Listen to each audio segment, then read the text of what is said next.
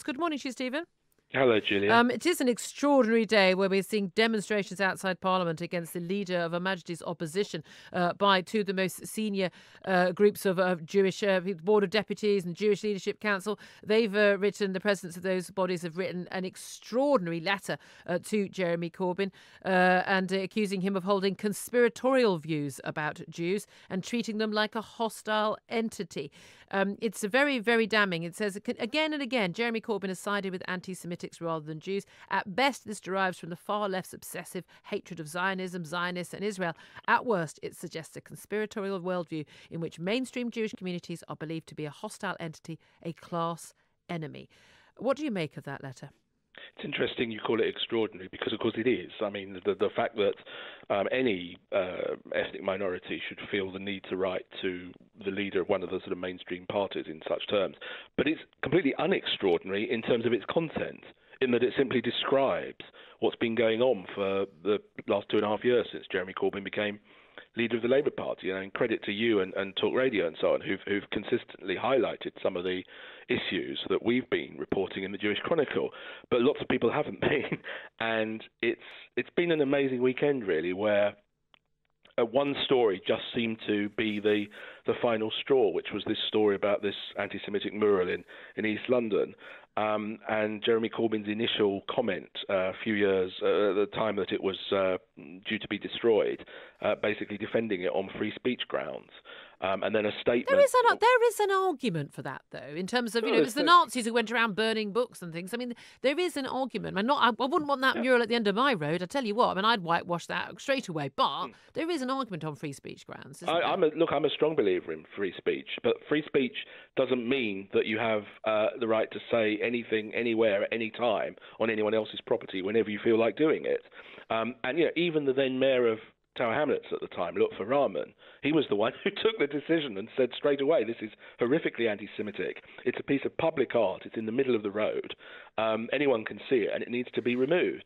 The point, though, is that this is the final straw in a way, in that consistently over 2.5 years, Jeremy Corbyn has simply refused to deal with this issue. I'm the editor of the Jewish Chronicle. Ever since the leadership campaign that he first fought in 2015, we've tried to speak to him. That's in 2.5 years. If Jeremy Corbyn felt that it was important to address the concerns of the Jewish community about what's been going on in the Labour Party, which he now himself admits in what he describes as pockets of the Labour Party, do you not think that at some point in 2.5 years he'd have found the time to exchange at least one sentence with us? So has he refused, or have you been... Consistently. Oh, no, consistently refused from the very first moment.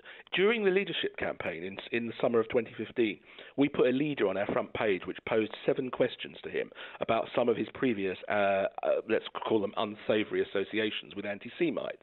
And, to this day, we've still not had a serious response from him to even those. And, of course, in the 2.5 years since his election, there have been literally thousands more have emerged. I mean, I sit here as editor of a newspaper that I could fill the newspaper every week with examples of anti-Semitism within the Labour Party. Okay, well, on the left. He says there are pockets of anti-Semitism. He says, I will not tolerate any form of anti-Semitism that exists in and around our movement. He says we must stamp this out. He does tolerate well, it. That's what I wanted to ask you. But this thing, when we talk about his pockets, are you saying the pockets is actually surrounding Jeremy Corbyn and it is Jeremy Corbyn? Are you saying Jeremy Corbyn is anti-Semitic?